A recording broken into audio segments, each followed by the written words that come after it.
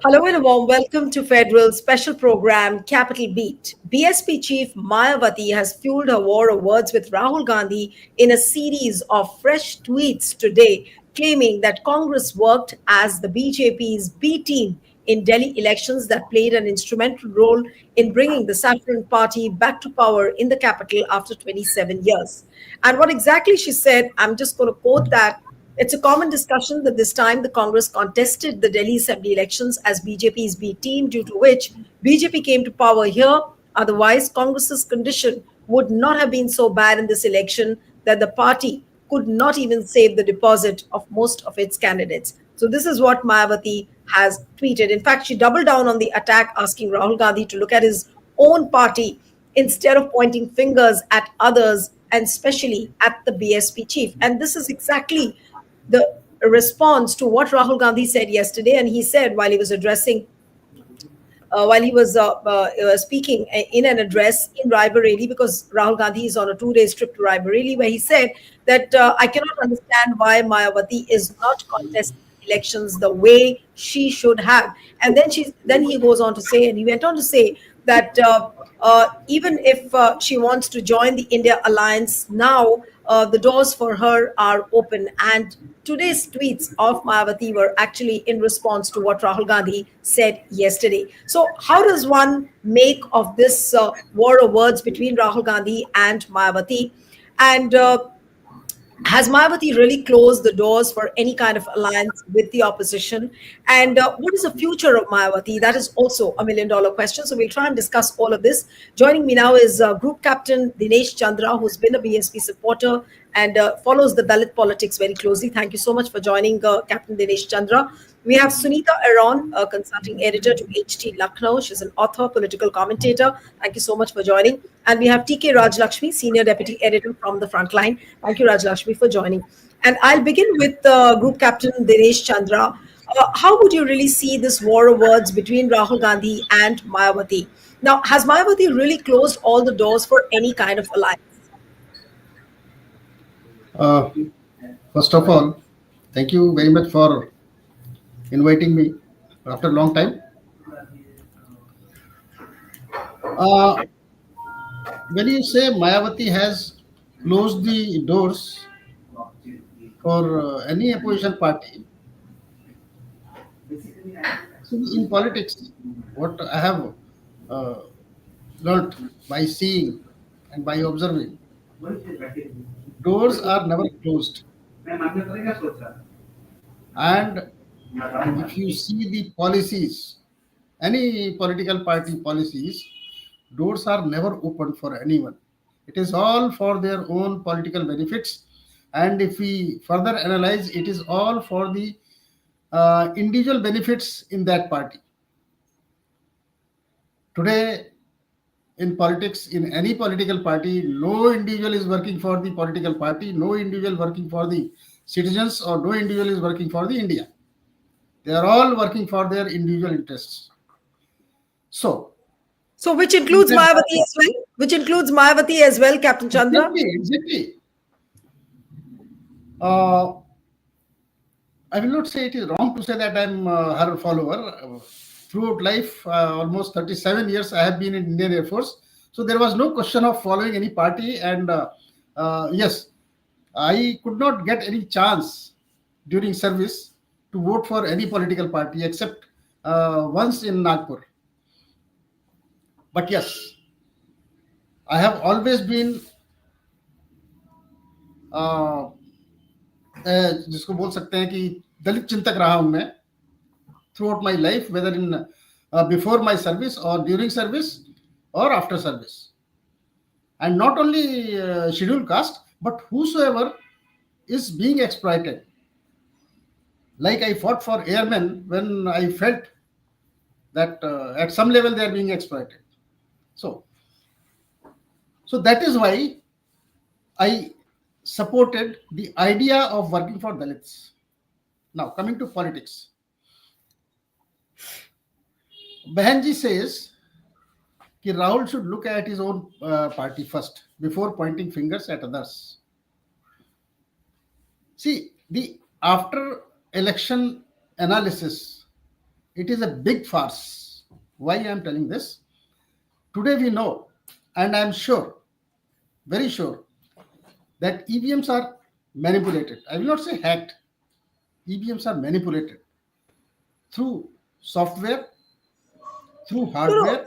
Yeah, Captain Chandra, we'll digress a lot. I want you No, to come to the point no, of no, I'm why answering. Mayawati is making a statement like that, because I'm otherwise the answering. discussion will get too long. So I'm just trying to Okay, bring you okay, to the okay. point on which I want to discuss today.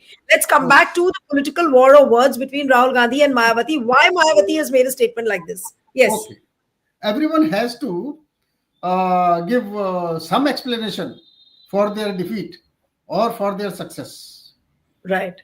So Mayawati is also doing the same thing. Rahul Gandhi is also doing the same thing.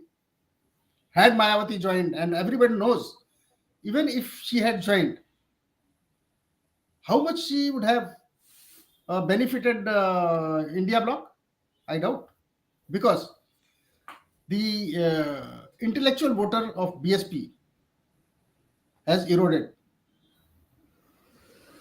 because of her own political, or I will not say political, but her own gains, because of which she is in trouble. She is a bold lady, but somehow she has to work for for a particular political party under pressure. She has lost political ground, I will say, to a large extent, because I have come from villages. So in village, the old voters, those can't think beyond my Bahanji, and they can't see anything and assess anything in the prevailing political environment. So they still vote for her. So she had got on certain seats little stronghold, especially in villages. But most of the intellectual voters are out of her hands. So she has to give explanation her own defeat, and at the same time, if you look at the Congress, the Congress, why the party got defeated in Delhi polls and elsewhere also. Maybe there may be thousands of reasons, but apparently they have to give some explanation. So Rahul Gandhi says he had Mayawati been in with the India bloc, probably Delhi elections wouldn't No, so have. basically you were saying, basically what you mean to say is that Mayawati has no substance, no explanation, no cogent explanation to give when she makes a statement like that. But my Yes, simple question to you is one line question. Has Mayawati closed the doors to any kind of alliance with Congress or for that matter with any other opposition party? A very simple no, answer I want, and then I'll go to Sunita no, ji. no, Yes. no. Tomorrow, if she feels going with the Congress will benefit her, she will merely join India Bloc or Congress. But there is a perception about her that she's being used by the BJP, and she's acting as a B team of the BJP. She helps BJP in elections. The way she's postured herself. So what about those perceptions? And there is a feeling that there are cases hanging on her, and which is why she's under a lot of pressure from the BJP. Up to as per my observation, yes, it is correct. She is working under pressure from BJP. Right. So which means that what about the future of a party then? Is the game for BSP Future is over? very bleak. Future is very bleak Okay. if the party itself doesn't get freedom from the clutches of Mayawati. Right. Okay. Okay. So there's a bold statement which you made that if the party doesn't free itself from the clutches of Mayawati, the party is doomed. In a way, that's what you've said. Yes. I'll come to Sunita ji.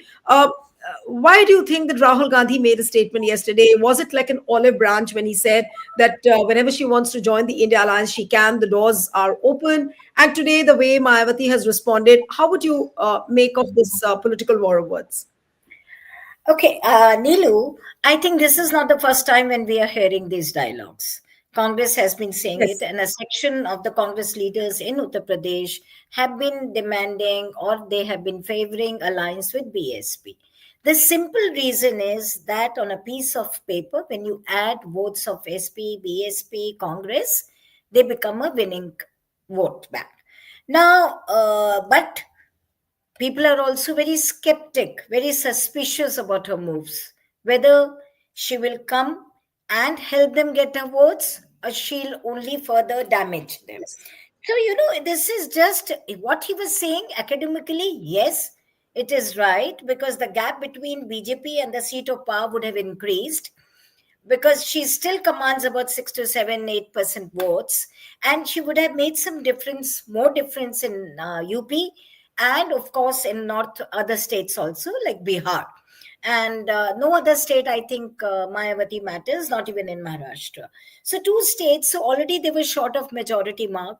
Her coming perhaps would have dented BJP further in UP and a little bit in Bihar, and the gap would have increased. I don't know from where they would have got it. So, academically, yes, but politically, it makes no sense. If they want her, they know that she will not join any group till she has that sword hanging on her head, till Modi and Amit Shah remain strong at the center. Mayawati is not free to run the way she wants to. So she will not take any decision. Coming to your question on which you was asking whether she'll keep her options open, yes, we have seen her track record is such. If you look at the track record, she has been dumping her electoral partners and forming government with with the party against whom she had contested. 1996, she partnered with the Congress. She dumped them because they couldn't form the government. She allied with the BJP, the communal forces she wanted to wipe out. So, in politics, it's not only Mayawati. I think everybody keeps all their options open. But Mayawati is also a hard bargainer. She is not going to just agree to it, take so much of risk of allying with India. She would demand, and she would demand something which I think other leaders would not like to concede. No, but Sunita ji, do you think at all that Mayawati is in a situation to bargain with BJP when we know that she's already under so much of pressure from the BJP? Why will she bargain? And she knows that if she's joining India Alliance, she would be doomed. So Her bargaining, that's what has made Mayawati Mayawati. Kashiram and Mayawati, they had 69 members in a house of 425 when she became chief minister for the first time. You can imagine. There were other parties who were bigger than BJP, decided, conceded, surrendered, supported her. And then she played to the gallery, talking against Ram, Mahatma Gandhi. She was building all her icons like Periyar and all. She was building statues of them. So Mayawati, it's not the way we look at it. She thinks that she's the Dalit queen of the country, and the country needs a Dalit prime minister or a Dalit deputy prime minister. Maybe this is the maximum she can, agree to. So she's not the one who will agree to anything because, look, the party has been losing ground and she has not moved an inch. She has done nothing, when she saw her party from 30% vote, they've kept on falling, falling, falling, falling, falling. She did nothing. And in last election 2024, when constitution became such a big issue, Dalits demanded that Mayawati should do something about it. She maintained her silence. She did not campaign even. So, she's not so much bothered about the vote percentage so much because she thinks that her voters continue to remain captive votes, which is not true. They are no more because they have split in various sections. There is a beneficiary vote, the welfare, which is, lured by the schemes. Then there is, your caste votes. Then there are other things, even your PDA is working. Akhilesh is trying to get them. BJP has already divided the Dalit vote bank. So it's not the same, which it used to be in 1990, early 1990s when they started their politics. They started consolidating Dalit vote. Now it's disintegrating right now. As for Delhi, so, I can just end it up in one line. Congress contested to defeat Kejriwal, and Mayawati contested to defeat Congress. Simple as that. Because she wanted to break into their Dalit votes. So she decided to contest. She doesn't contest elections so seriously here. She announced her candidates in advance and she was contesting because they wanted to die. And both, in fact, Kejriwal also, because he also had some support. Right, So, but her future looks dim. She's still not decided whom she wants as a successor. She has declared Akash Anand, who shows some sign of leadership, but she's not giving him free hand. right, So the party's future, as Captain said, as long as she trusts Akash Anand, she will not vacate the chair that she is holding. But right. if she gives him some freedom, then the party can revive the Dalits, really, and especially your intellectuals really want Mayawati to do something and put her house in order. They really So, want her to do that. They're waiting for that. right. But somehow she's not able to do. But Rajlakshmi, coming to you, Mayawati's attacks have been quite acerbic. And when she said, I was reading one of her tweets where she said that the states where Congress is weak, there in those states, Congress tries to piggyback on parties like BSP, and the votes don't transfer. And that's what exactly she was pointing out. And she said that Congress doesn't give enough space to the regional parties in those states, especially where Congress is strong. So why should Congress expect that kind of a response from the regional parties? What would you really say to that comment which she made? I think she has a fair enough argument in that sense, because yes, it's true that the Congress does not transfer. You know, where it has a base. I mean, it doesn't really sort of necessarily result in a transference of votes. You know, we saw it. Also in Bengal. You know, during the West Bengal elections, the uh, the Congress and the left had an alliance. But while the left transferred its votes because cadre based, etc., I mean, it did not conversely happen. So these things do happen as far as the Congress is concerned. And besides, why should the Congress also assume or sort of take it for granted that that the regional parties have an obligation to sort of support its secular coalition? Uh, Irrespective of the Congress doing anything on ground, or even, in fact, doing anything throughout the No, year, but do you or think that Rahul or Gandhi was just seeding that idea of an alliance with Mayawati yesterday when he made this statement that the doors are open, if she wants, she can join? Was he just seeding that idea, or he just made a statement which can just be like a rhetoric that okay, he's gone there, he has to say something, and or did it have a political purpose? What he said? Well, Yes. see, the problem is not, with Mayawati per se. She obviously is fighting her own battle of survival.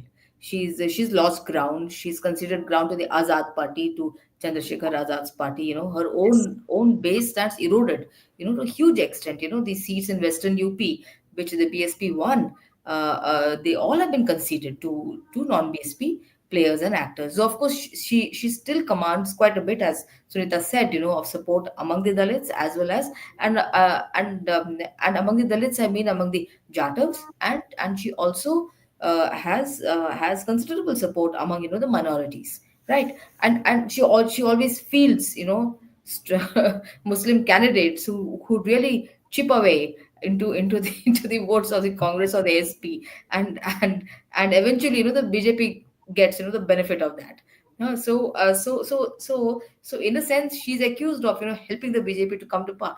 But the same argument can apply to the Congress also.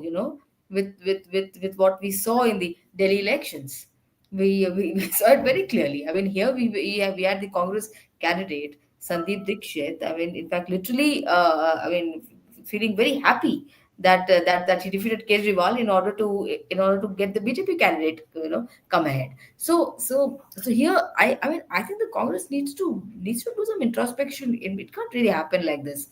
That if you just wish that all secular parties should come together, okay, and that they should put up a joint front, but then when it comes to it practicing, when elections are near, that doesn't seem to happen. The SP and the Congress had a very bad fallout, at the time of the bypolls, after the Lok Sabha elections.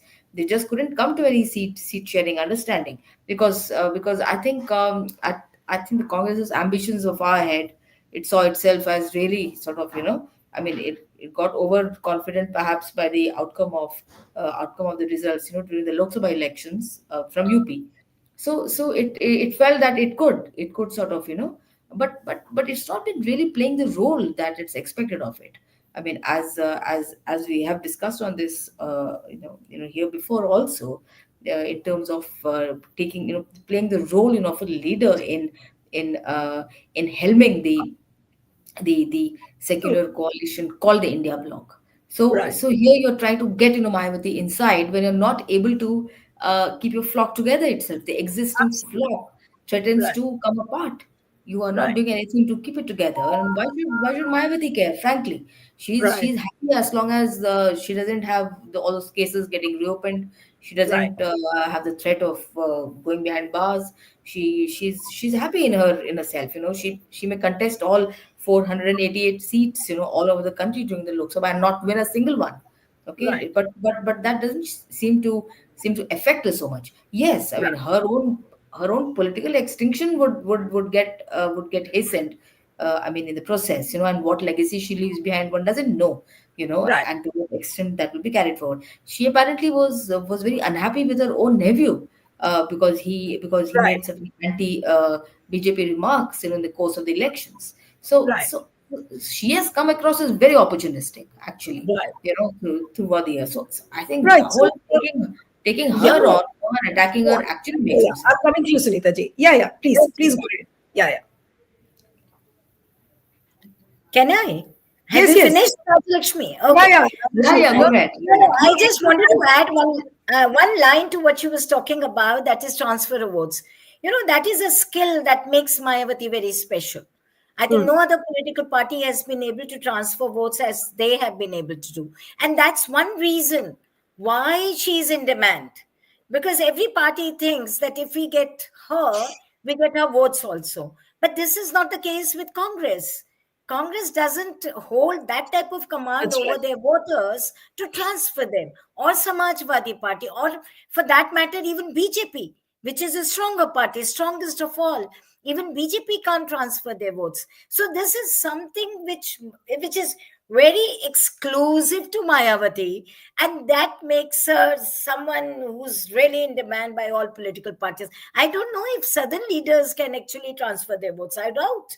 They also have their captive votes which vote for their own parties only. They don't transfer their votes. Right. So, towards the end, my last comment from you, the Dinesh Chandra, I'll come to you now. That no, I think Rajlakshmi wants to make a point. You want to finish what you said? Okay, okay. So Right, I'll come to the concluding comment. Okay, thanks, Sunita ji. I know you have right, to rush somewhere. right, right, I'll right. come to Captain Chandra now. That for the concluding comments. So, how does one read Mayawati's moves at this point of time? Congress has been outrightly opportunistic. Rajlakshmi has pointed out that very clearly. But what about the future of a party? As you said, that it's very bleak until unless she changes the leadership, but she is not in a mood to do so. So, does it mean that she's very, very comfortable sitting in that ivory tower? She wants her own safety. She wants her back to be covered well. That as long as she's with the BJP behind the scenes, she continues to enjoy that safety. And that's what is more important to her than the future of the BSP or the Dalit movement or whatever you may call. No, she is not comfortable sitting. Any political leadership always wants to be in highlights and wants to be recognized politically. Being in highlights is one thing, but being recognized politically is the prime ambition of any political leadership. So she is, of course, not comfortable at all. You But mean to because say of she's suffocated? Is she yes, suffocated within yes, BJP? Because she's everything seeing her own bank like slipping by. She's seeing it happen that in front of her own eyes. So is she yes, feeling suffocated then because of this pressure on from the BJP? definitely, definitely, she is feeling suffocated. And as far as the future of the party is concerned, the party definitely needs change in leadership.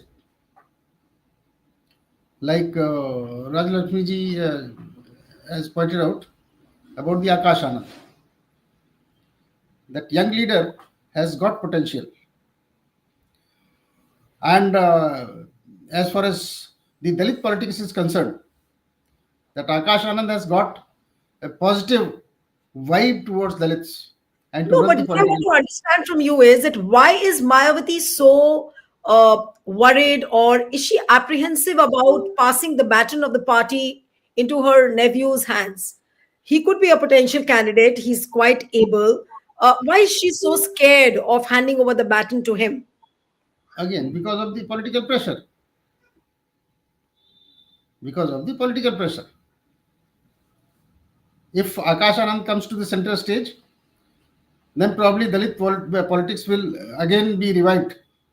And then in the present times, it will be very difficult for BJP to handle this such kind of Dalit surge.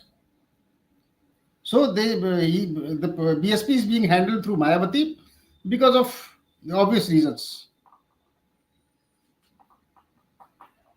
So it's obvious reasons, and you've said that very clearly. So we do not know as to what cards she's going to play now.